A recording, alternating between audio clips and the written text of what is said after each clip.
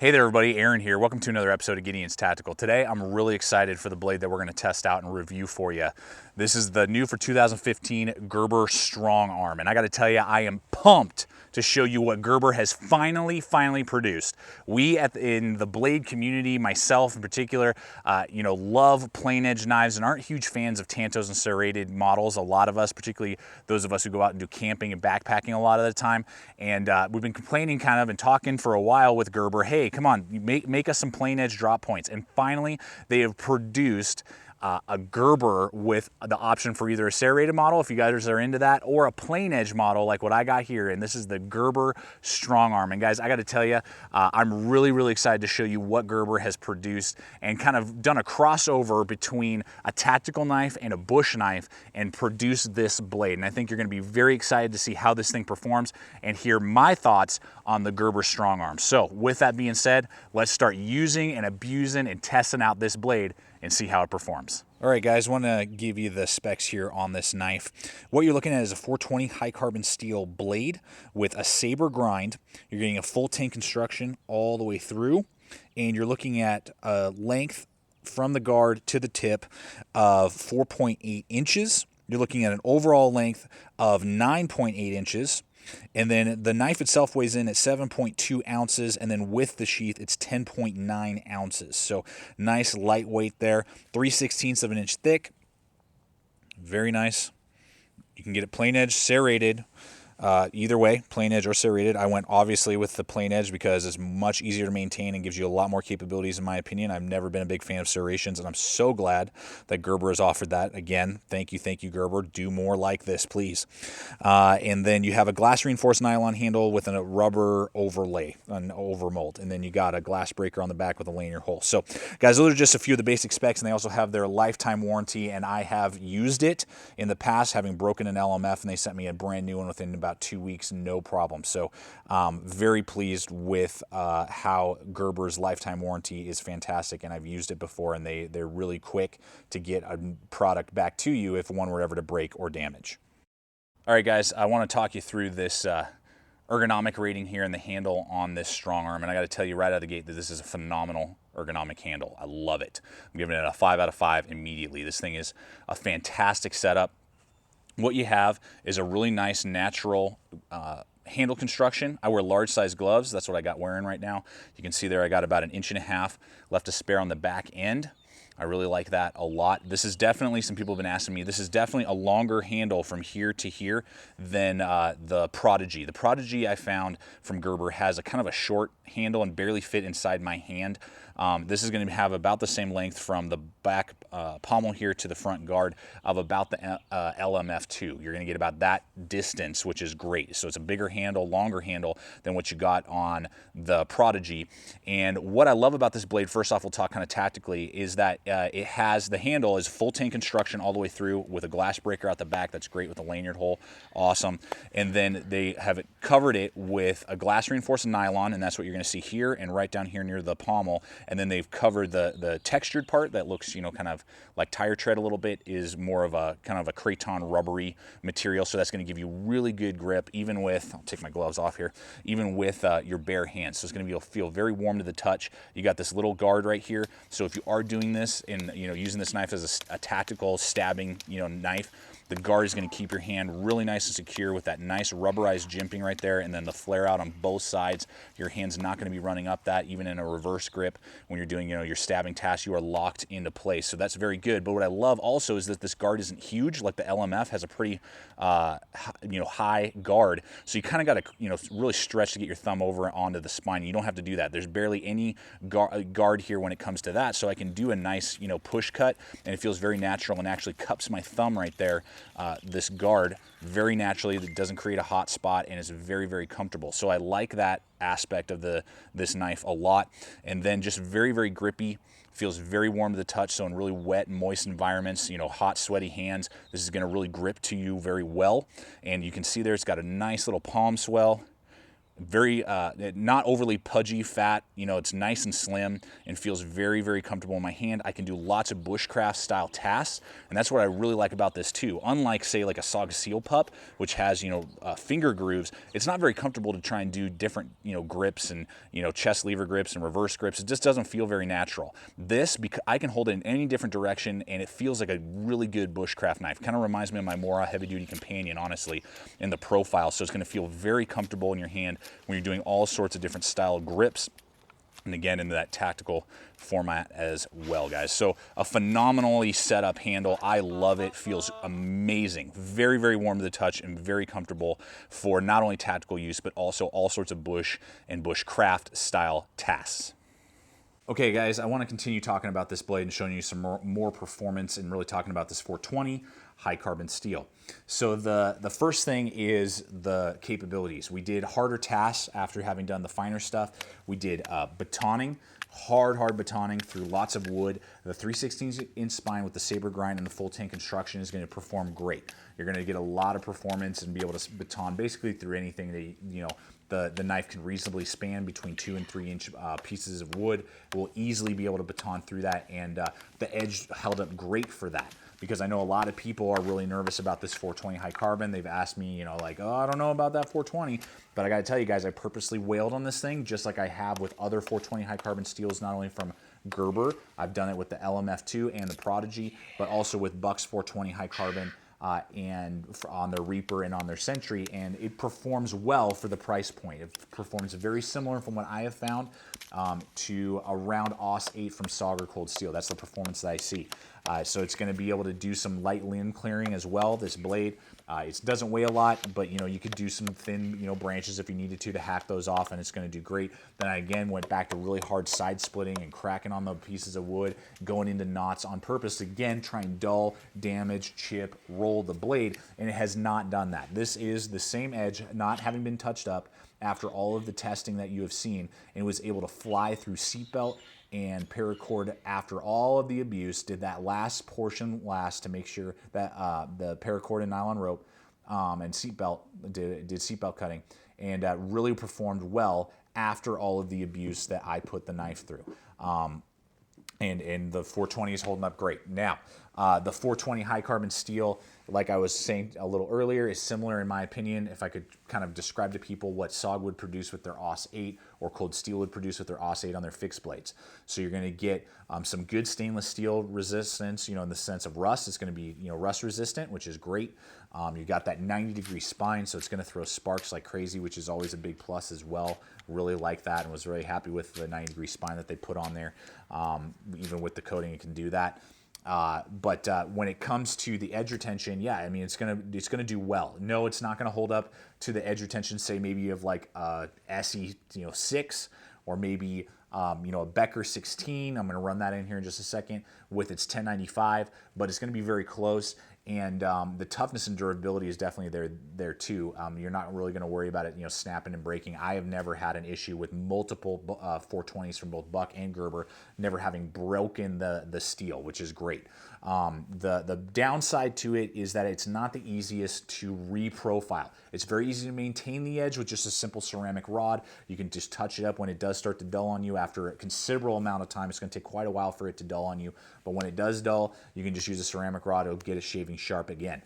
But if it does chip, roll, or in my case, I wanted to reprofile the edge and remove that secondary bevel, it did take me about 20 minutes. You are going to have to spend some time. You're going to need to have a good stone, a good diamond-coated stone or something like that, a good Arkansas stone that's pretty coarse, to really go to town and work on the blade to reprofile it to the edge that you want, like what I did, or to take out bad chips if that ever was to happen. Now, again, the steel is tough. It's not a soft steel. The tip is great. I mean, I was stabbing it into hard stuff, particularly in our initial field test, in a super hard piece of wood, no mushrooming or dulling of the steel or chipping or rolling of the steel in the tip or along the edge, again, with all the batoning and chopping and side splitting that we've done. So it only comes down to real, you know, the reprofiling isn't going to be as easy as 1095 when it does come to that type of maintenance on the blade. So just to kind of roll in here real fast, the BK16, just for some size perspective. But I mean, a lot of people, you're like, just buy BK16. Yeah, Becker BK16 is a great blade, but you got to do a lot of modifications to get it to do what this Gerber can do. You're going to have to strip the coating to get a 90-degree spine to throw sparks, so that's a whole maintenance issue and time consuming you're going to have to do. It's fun to do it, but it doesn't come out of the box being able to throw sparks. You can't do that. The Gryvery handle scales do not have a lot of traction. You got to upgrade to micarta like I did. That's an extra $30. The ergonomics are fantastic on the Gerber out of the box with the Kraton and glass reinforced nylon. Very grippy, very high traction, and you're going to feel great and very comfortable in your hand. And the sheath on the Gerber is going to be much better than the nylon sheath that you get on the K-bar. So you're going to have to spend money, lots of money to upgrade, to get your Becker to run like how this Gerber can. In almost every area except for slightly in the edge retention category. I mean, you're going to have to spend a lot more money to try and get this to get the K-bar running like this Gerber. So that's something to consider. The other thing to note as well is the Mora Bushcraft Black. I did want to run this in here to kind of talk as well, because I would say between these two knives, this Gerber is a tougher, more abusive, you're able to be more abusive to this knife version of this Mora. I kind of said that in the teaser video. And the reason for that is you're going to see the exact same edge retention. Now, again, the Mora, because it's a form of 1095, will be easier to reprofile the edge. But, touching it up with ceramic rods are going to be exactly the same. You're going to get the exact same edge retention. These both have 90-degree spines to throw sparks. The Gerber is going to have a full tang construction. You're only going to get a partial tang with the Mora. The Mora is a thinner blade and a shorter blade, which for purely bushcrafting, if I'm talking about if you are the guy that wants to go out there and make forks and spoons and bowls and pipes, and that's what you're using your knife for, well, then the Mora is going to be a better knife for you. But if you're like most of us who just want a good knife that's going to be able to baton some wood, chops down some branches, make feather sticks, maybe make some notches for a trap, be able to stab and penetrate really well, and do that all and hold a good edge while you do it, the Gerber, I think, is going to be a tougher, more durable knife for you. The Mora comes with a really, low subpar sheath in comparison to what you're getting with the Gerber.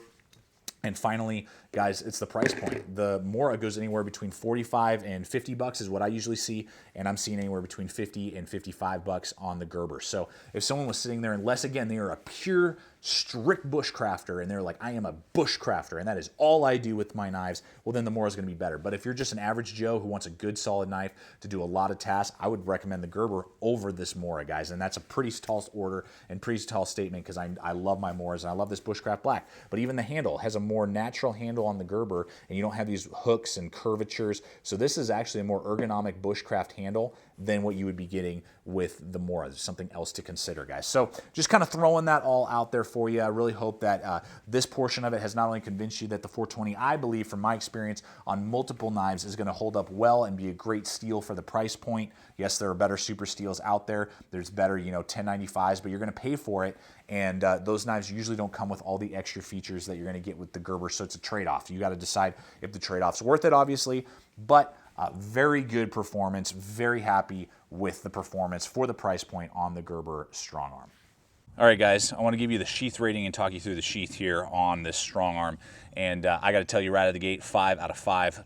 Gerber does an amazing job with sheaths. They always have, particularly with their military line. Very, very good. They put a lot of emphasis on that. I wish more knife companies would do what Gerber does. So first off, I'll just show you the knife sheath without any of the other attachments. It comes with more attachments than you can count. It is a glass reinforced nylon style of sheath.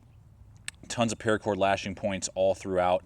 You got lots of attachment points here as well. You got a nice drainage hole. You got thumb ramps on either side so that you can easily click the knife out, rotate it, put it in the other way. Very solid lockup. Very stealthy, very silent. There's just a little bit of motion, and it's friction held right there on either side of that guard, which is awesome. So that's just the little sheath itself, and it's extremely lightweight if you just want to carry it that way. Then they also give you more attachment options than I can count, one of which is a belt feeder. So you sit this real nice and secure right there on the back. Then they give you this kind of little molly attachment. You can run this through either this belt clip or molly, and it just feeds right in there. You can hear it kind of click, snap into place there. Now this is nice and secure, so you could carry it either horizontal or vertical, either on your belt or other molly webbing gear, which is awesome. And they also give you a lot of nylon attachments with buttons, so you can either take them on, take them off, the belt loop, that you don't have to take your belt off, that has snaps, not Velcro, very high quality nylon that you can also attach in multiple different ways to the sheath. So guys, a phenomenal sheath, 5 out of 5, one of the best I've ever seen, and Gerber's done a great job with this sheath for this StrongArm. Well guys, I gotta give you the quality rating on this Gerber, and I'm having a real hard time. I've taken like 10 takes of this thing to try and figure out what I wanna give this a rating. I'm gonna give it a rating of 4.5 out of 5. I'm not going to give it a 5 out of 5 because I wish it had a better steel. That's really the only quality issue I'm having. The steel is holding up fine for the price point. I just would have liked to see something that's not 420 high carbon. But the sheath is phenomenal. The fit and finish, the finish itself is doing real well. All the grind angles are perfect for the price point. The edge is holding up really well. The handle is extremely well done and no issues or malfunctions or problems whatsoever. The quality is a 4.5 out of 5. And the only reason I'm not giving it a 5 out of 5 is me personally, I just wish it had a better steel than 420 high carbon, even though the 420 high carbon is performing quite well, and it's actually surprising me with its edge retention as well as its toughness and durability. Well guys, it's time for us to bring this review on the StrongArm to a close, and that's a sad thing for me because I have really enjoyed showing you this product and showing you what Gerber can, if they want to, what they can produce in their US line. Now, their foreign produced stuff is a totally different story, and I'm not gonna get into that. That's a huge diatribe that I don't wanna get to. But for their US made products, if they want to give the options and give us good quality stuff, they can, and they've done that with this StrongArm. I think that the value, the sheath options, the materials, everything at the price point and everything we talked about today and I've shown you is phenomenal. And the reason why is because they offer this in a drop point, either serrated or plain edge. And that's why I purchased this, guys. This is why I went to Amazon and I wanted to review this knife, is because it had a plain edge. If this came with only serrations, just like the LMF2 or the Prodigy, I probably would have never either gotten around to this, or maybe it'd be like a year from now that I would maybe try and get it used or something just to do the review. But because it came plain edge and I got that option, and I love plain edges, and that's for a lot of people on the blade market, like plain edges and would take a plain edge over serration any day of the week, I went out right away and got this knife and did a full review and loved it. I love this knife. This is a fantastic blade and a likability of 5 out of 5, guys. This is a phenomenal little setup, and for the price point, I would run this up against a lot of other knives out there on the market, like the SOG Seal Pup, the Northwest Ranger from SOG, the Buck Sentry that I talked about a little bit earlier, a Mora heavy duty, a Mora Bushcraft Black. I mean, you're gonna get the same toughness and durability and edge retention that I've seen between those two blades. I mean, so the Mora is gonna be, more of a Bushcraft style because the blade's thinner, but that's about it. I mean, these can both throw sparks. They can both, do a lot of work for you. They both have, glass reinforced by over rubberized handles. The Gerber's gonna have a way better sheath and be only about $10 more than that, Mora Bushcraft Black that I've seen. Mora's usually go for about 50. So anyway, with all that being said, guys, I just am really excited, to have shown you this. And to Gerber, again, this message is to Gerber, because I'm going to send them this video, is please offer us more plain edge drop points and the option for plain edges and classic designs in your pocket knives and your fixed blades, and you will begin to see myself, along with a lot of people in the blade community, come back to you and want to begin to purchase your items again. The CFB, great knife, lightweight, great sheath, great, I love it, 154 cm steel, but it comes only with Tanto serrations. If I got that in a plain edge drop point, I would have totally bought that knife and loved using it and probably put it in one of my kits. So the same is true for this. Because it comes with this simple option of a drop point with a plain edge, I purchased this knife, and I know a lot of people are gonna purchase this knife as well, guys. So I would recommend this to anybody. And with that being said, I wanna be able to get this out to a lot of people. And recently, when I was posting some photos up on Facebook of this knife, I had some other YouTube reviewers say, hey, would you mind sending us that blade so that we can also review it and kind of get the word out? And I was like, yeah, totally, that'd be great. So I am going to be sending this knife over to Chris at Prepared Mind 101. He's going to be doing a review on it, and then he's going to be sending it to several other YouTube reviewers as well, kind of doing a gauntlet, if you will, of reviews on this knife to really see over the long haul how it holds up. You've seen my review and my testing, testing. You're gonna see Chris's and his testing. You're gonna see a lot of other YouTubers and their testing on one knife. So we'll see if this can really hold up to some hard abuse over time. And when it comes back to me, if it's broken or, just totally wore out and the sheath cracked. I mean, we're gonna see over the long haul with all my hard testing, and that's what I do here is really hard testing.